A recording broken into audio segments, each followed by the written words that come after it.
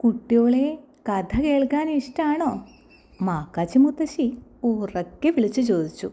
കേട്ട പാതി കേൾക്കാത്ത പാതി നമ്മുടെ മാളും കുഞ്ഞും കൂട്ടുകാരൊക്കെ ഓടി വന്നു.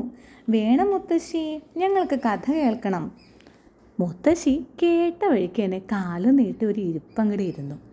എന്നിട്ട് ചെല്ലത്തിൽ നിന്ന് വെറ്റിലയും ചുണ്ണാമ്പും ഒക്കെ എടുത്ത് തേച്ച് മുറുക്കാൻ ആരംഭിച്ചു. കുട്ടികൾ ആകാംക്ഷയുടെ വട്ടത്തിലിരുന്നു. എന്ത് കഥയാണ് മുത്തശ്ശി പറയണേ? കുട്ടികൾ പറഞ്ഞോളൂ, ആരുടെ കഥയാണ് വേണ്ടേ? മാക്കാച്ചി മുത്തശ്ശി ചോദിച്ചു. ഞങ്ങൾക്കിന്ന് ആനയുടെ കഥ മതി. കുറേ നാളായി ആനയുടെ കഥ മുത്തശ്ശി പറഞ്ഞിട്ട്. എന്നായിക്കോട്ടെ, മുത്തശ്ശി പറഞ്ഞു.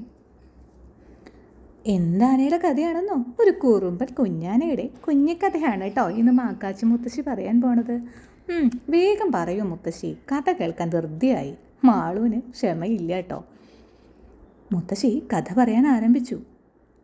പണ്ട് ജനങ്ങളെല്ലാം സുഖമായി ജീവിക്കുന്ന ഒരു ഗ്രാമം ഉണ്ടായിരുന്നു. പണ്ടല്ല കേട്ടോ, ഇപ്പോഴും ആ ഗ്രാമം ഉണ്ടേ. ആ ഗ്രാമത്തിൽ എല്ലാ കൊല്ലവും കുട്ടികൾക്കായി ഒരു പൂരം ഉണ്ടായിരുന്നു. മറ്റുള്ള പൂരം പോലെയല്ല, പരീക്ഷയൊക്കെ കഴിഞ്ഞിട്ടാണ് കേട്ടോ ആ പൂരം വരിക. പൂരത്തിന് ആരൊക്കെയാണ് ഉണ്ടാവുക? മുത്തശ്ശി കുട്ടികളോട് ചോദിച്ചു.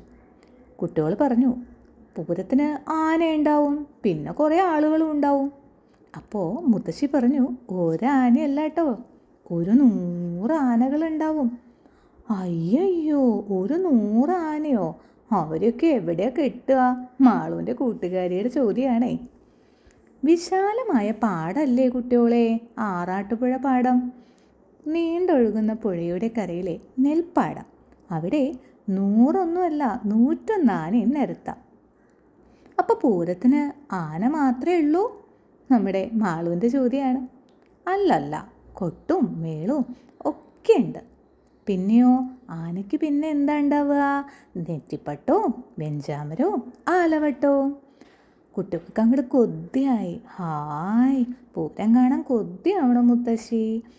പിന്നെ മുത്തശ്ശി ആകാംക്ഷയോട് കൂടി തന്നെ പറഞ്ഞു, പൂരത്തിന് മനുഷ്യർ മാത്രമല്ല കുട്ടികളെ, ദേവന്മാരും വരും.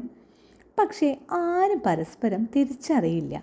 പൂരം കൊടി കയറിയാൽ പിന്നെ ദിവസേന ആഘോഷമാണ് കേട്ടോ. പരീക്ഷ കഴിഞ്ഞാൽ പിന്നെ ഞങ്ങൾ കുട്ടിശങ്കറിൻ്റെ പിന്നാലെ പോകും. അമ്പലത്തിൽ ദേവനെ എഴുന്നള്ളിക്കുന്ന കുട്ടിക്കൊമ്പനാണ് കേട്ടോ കുട്ടിശങ്കരൻ.